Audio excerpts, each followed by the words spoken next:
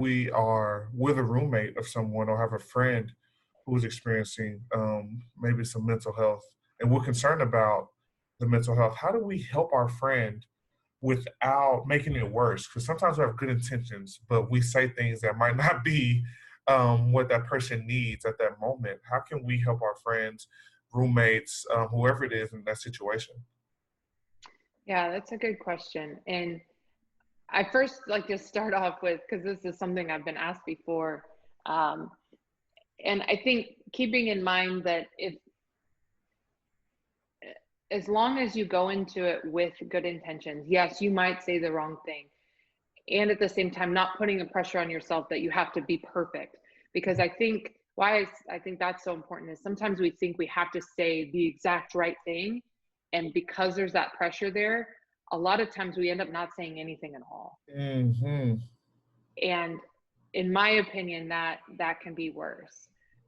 So I say all that of just trusting that if your intentions are good, and I'm sure they are, right? If you're concerned about your friend, your roommate, and uh, keeping in mind that if you're going into a conversation with those good intentions and with just trying to be a supportive friend, that hopefully that will show through Hmm. regardless of what words you choose.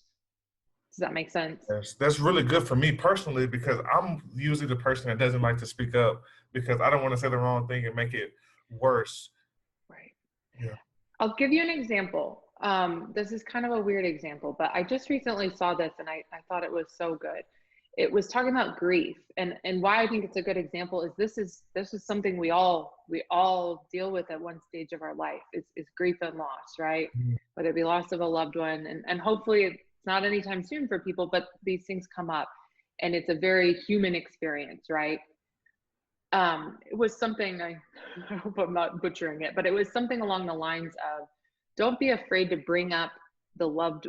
It was talking about the holidays, actually, the holidays coming up, and you know, addressing a friend that's either recently or not recently lost a loved one. Don't be afraid to bring that person up, whether it be a memory of that person or just saying, I've been thinking about you, or I've been thinking about them rather. Don't be afraid to bring them up because you're worried that's going to somehow make it worse for the person that's grieving.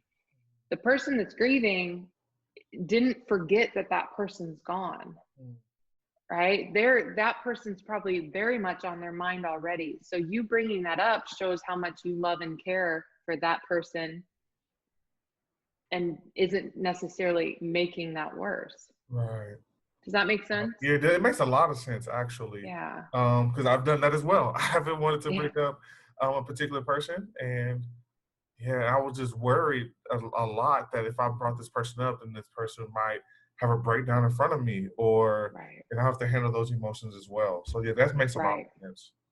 And I'm just to add a little bit more there, because what you just said is important, I think. I think that is the fear, right? What happens if this person breaks down in front of me? And the other part of my answer to your question is again, above all else, just being there for your friend or your roommate, right? And being there is, being able to have that difficult conversation, or maybe you're not talking at all. Maybe that person is crying and feeling their emotions, but you being there physically, right, and emotionally is everything. I Right. mean, that really is so much of it. Again, that's much more important than the words Gotcha. that you choose to say. Yeah. um, and then also the kind of final part of my answer there is to also remind people that it is okay to seek help, and it is okay. I tell the student athletes at SMU this all the time.